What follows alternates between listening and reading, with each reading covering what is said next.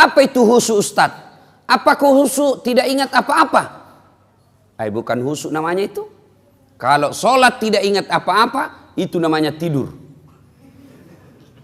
Bisa itu sholat tidak ingat apa-apa, itu orang tidur itu atau orang pingsan. Lalu apa itu khusyuk? Fokus pada apa yang kita kerjakan. Bagaimana mencapai khusyuk dalam sholat? Al-Quran mengajarkan ada 3 cara meraih khusyuk dalam Al-Quran. 1, sempurnakan wudhumu. Ini dulu. Kalau bapak mau khusyuk dalam sholatnya, maka langkah pertama sempurnakan wudhumu. Nah, bukan dikatakan perbaiki, tapi sempurnakan. Berarti ada orang wudhunya sah, tapi tidak sempurna. Pada saat mana wudhu kita tidak sempurna? 1, pada saat membasuh siku, tangan sampai ke siku. Quran mengajarkan membasuh caranya dari jari-jari ke siku. Coba itu buka Quran. Basuhlah dari jari-jari ke siku. Berarti begini prakteknya. Ya toh? Yang kita praktek dari siku ke jari. Bagaimana prakteknya? Buka keran. Berarti itu dari siku ke jari. Terutama kita yang sudah tua, yang sudah pensiun, sudah muka-maka sakaratil maut. Nah itu kalau kita basuh siku, lipat itu sikuta. Kenapa? Karena di belakang ada keriput.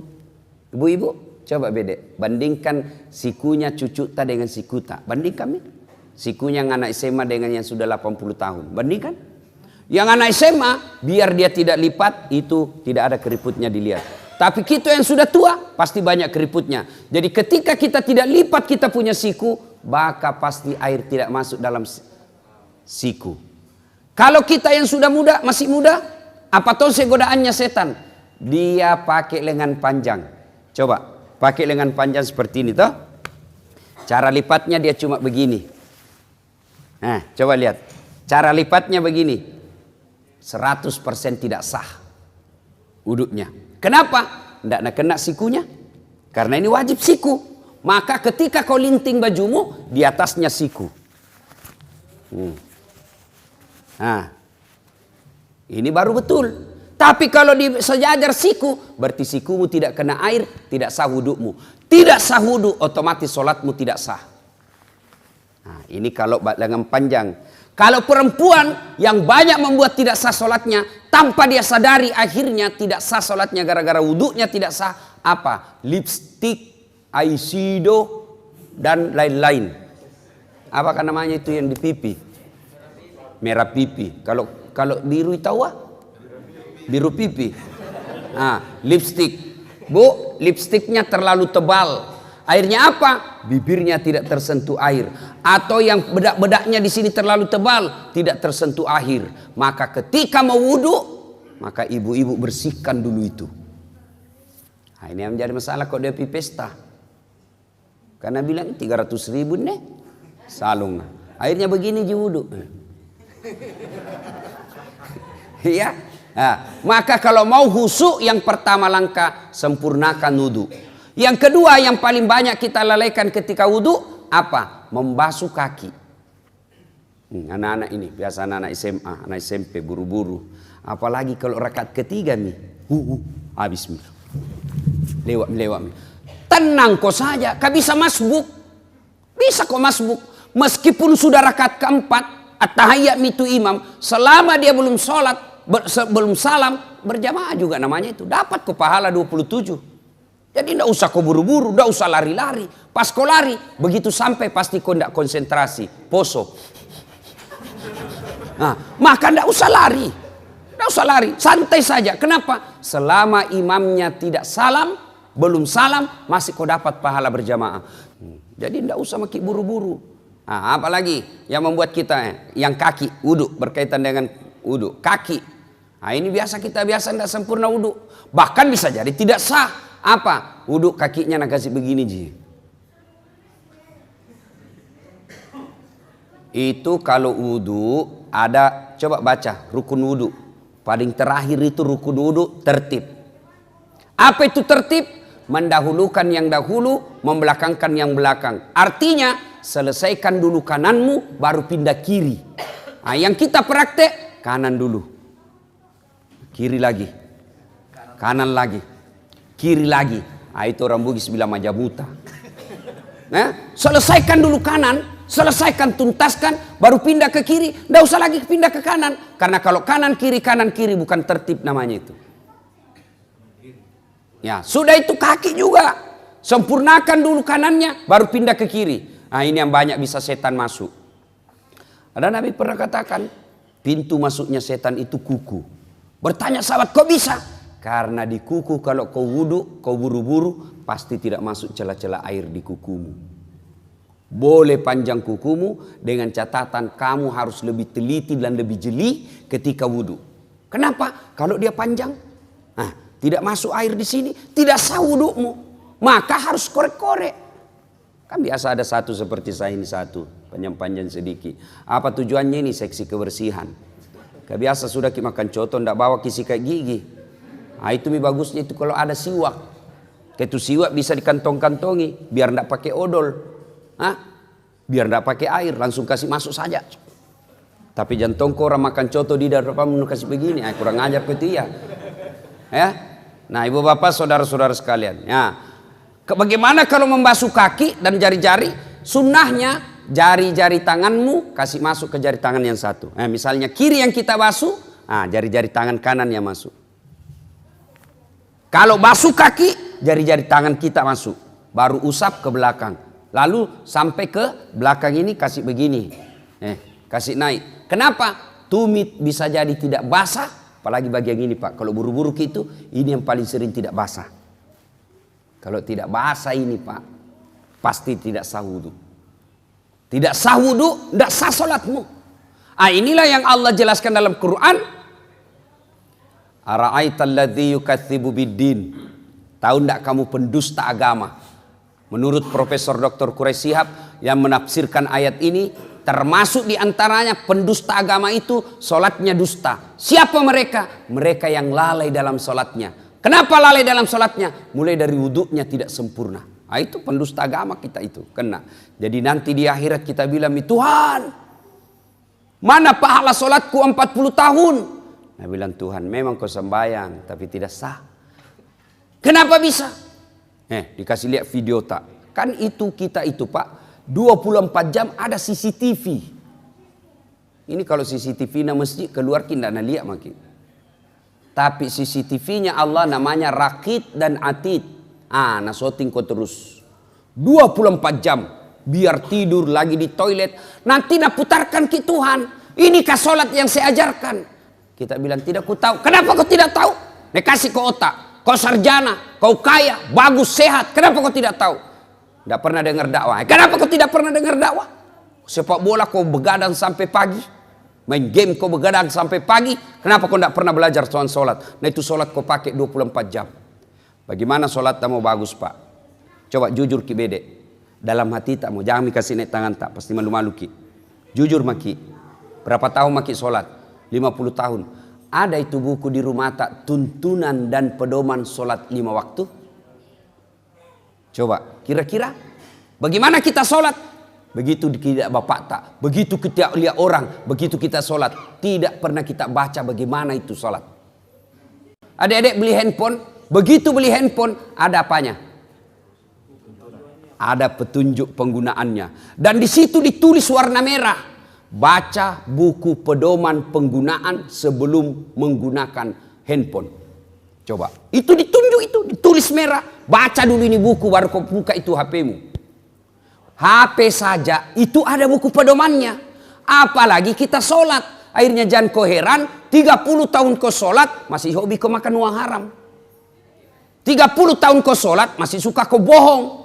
30 tahun kau sholat masih suka kau maksiat. Kenapa? Karena sholatmu belum seperti yang dihendaki Allah. Padahal Allah sudah jelaskan. Inna sholata tanha anil fasya'i wal munkar. Ayat ini kita sudah hafal semua dari tak kecil. Sesungguhnya sholat itu mampu mencegah kalian dari perbuatan keji dan mungkar. Karena makanya jangan keheran. Kenapa itu rajin nama sembahyang deh? Tapi dede pak gosipna. berarti bermasalah sholatnya. Kenapa itu rajinnya sholat dede sekit namamu? Berarti sholatnya bermasalah.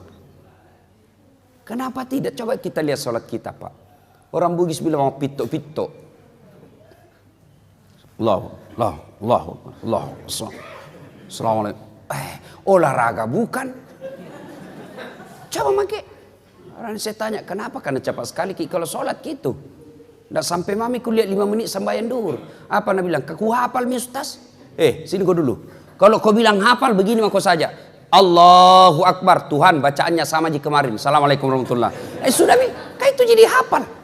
Iya toh. Tapi kan bukan itu.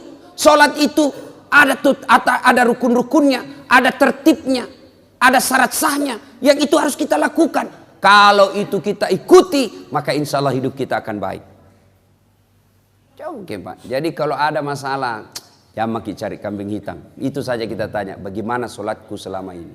Orang Pak kalau baik sholatnya, husuk sholatnya, tata cara pelaksanaannya baik dalam sholatnya, insya Allah dalam hidupnya juga akan baik. Allah sudah jelaskan, sholat mencegah kau dari perbuatan keji dan mungkar. Mulai saja dari rukun-rukunnya sholat. Mulai dari saja syarat sahnya sholat. Apa syarat sahnya sholat? 1. Bersih dari najis dan hadas. Aplikasikan dalam hidupmu, maka itu orang pasti bersih. Adik-adik saya tanya, sah tidak sholat kalau kita tidak wudhu? Sah. Yang penting tayamum. Tapi tidak semua boleh tayamum. Apa syaratnya? Tidak bisa kena air. Misalnya cacar. Toh? Penyakit tidak bisa kena air. Atau subuh. Kalau kena air subuh-subuh langsung menggigil, tidak bisa bernapas. Poso, asma. Boleh kok tidak, boleh kok tayamum. Ya? Tapi dia tidak wudhu, tidak tayamum, sah tidak? Tidak sah. Berarti orang yang baik sholatnya itu mestinya bersih dalam hidupnya. Tapi kadang-kadang kita lihat ada orang sholat tapi baju sholatnya saja kotor, kuning bukan, coklat bukan, putih bukan, ada yang begitu. Kudungnya ibu-ibu, coba dikat diam nih. Ada itu yang ada kayak lumut-lumut di sininya. Itu kalau orang baik sholatnya, maka dia hidupnya bersih. Maka heran kita kalau kita rajin berjamaah tapi rantasa hidup tak. Satu, syarat sahnya sholat. Bersih dari najis dan hadas. Yang kedua, tidak sah sholatmu kalau kau tidak tutup aurat. Apa itu aurat? Ini kalau laki-laki lutut sampai pusat. Bapak, kalau keluar rumah sholat pakai celana kolor saja. Sah tidak? Sah tidak? Tidak sah.